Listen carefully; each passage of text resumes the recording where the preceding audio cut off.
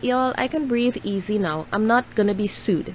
Tasha K just called me to apologize. And y'all, this is gonna be my final video on this topic because it has just been a lot. So I made some videos talking about the whole Star Marie drama and the fallout between Tasha K and Lovely T. And I took a particular interest in this topic, not because I was clout chasing or whatever you people like to come on here and say. I took an interest in it because I felt like people on YouTube calling themselves journalists was really a blow to my profession, especially when they don't even follow basic journalistic codes of ethics. So I was very critical of Tasha K because, like I said, I do not like her methods. I feel like she exploits people and she puts out information that is questionable a lot of the time. So I did those videos and I moved on. Next thing you know, I got this copyright infringement notice saying that that 3 of the videos were taken down and I got a copyright strike on my account. Now, I really feel like Tasha K and her team tried to shut down my entire channel because they took down 3 videos, and you know, after 3 strikes your channel is shut down. But YouTube sort of bundled them into one and I got 1 strike for all 3 videos, but I really feel like they were going for 3 strikes. So I filed a counterclaim claiming fair use because at the end of the day I used clips from her videos to illustrate the points that I was making. I was not re-uploading her videos for profit because, like I've said a million times before, YouTube does not monetize in my country and I'm only on here because I like sharing my opinions and talking to people from all over the world. Not everybody on YouTube is trying to make money. I have a regular job for that. YouTube at this point is like a hobby for me and I only started like last month.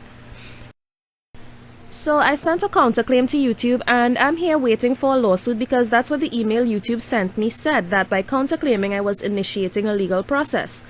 So anyway, I'm in my bed watching Love and Hip Hop Hollywood and I get a call from a strange number.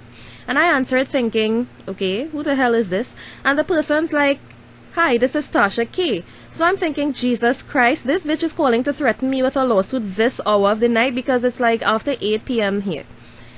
And I was a little intimidated, I ain't gonna lie. I felt like she was calling to tell me something like, bitch, stop talking about me, I'm gonna sue you for everything you own, or something like that.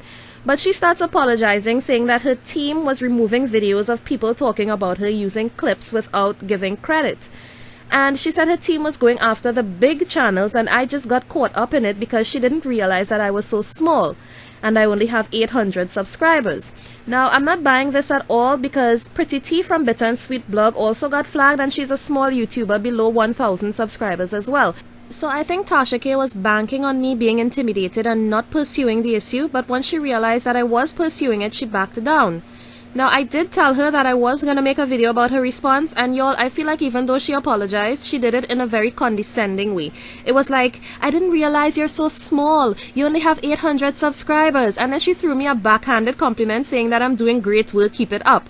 So, anyway, I'm posting this response that I got from her via email, where she also took some shots saying that I talk about her for a living. And I have some opinions on that too. So this is the email she sent me.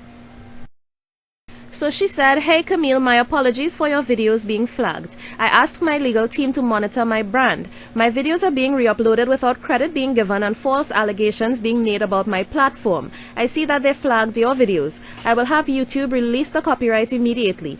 Just going forward, please send credit back to the channel so they won't flag your videos in the future. I honestly may not be able to see what's being done because I'm so busy these days. Keep up the good work. And this is the part that gets me.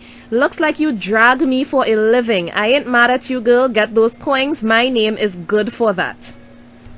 Yeah, I'm not making any coins here. I feel like these so-called big YouTubers, they get on their high horses and they start to feel like they're above everyone else. So for her to tell me that I'm making money off her name, I found that to be laughable because, again, I'm not monetized. YouTube does not monetize in my country and I came on YouTube knowing that. Most of the people who subscribe to my channel are people who know me personally.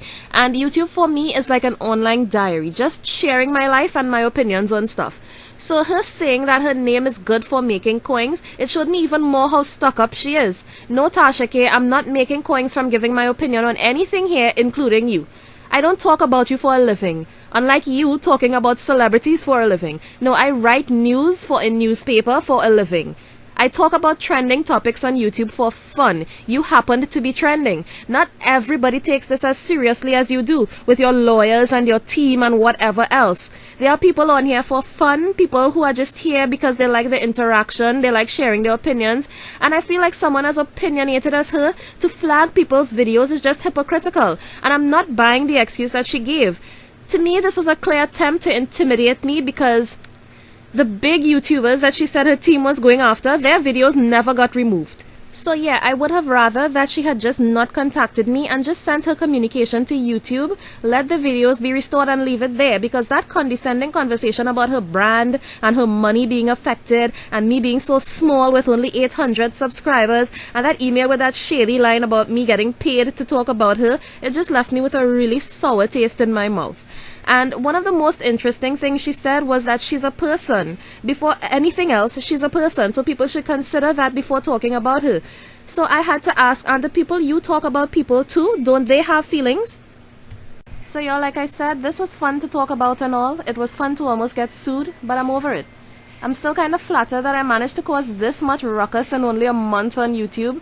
But I am over it. I'm glad my videos are going back up. It's a victory for freedom of speech, really. Because you can't dish it out if you can't take it in return. That's all I gotta say on the matter. So bye guys, and thanks for watching.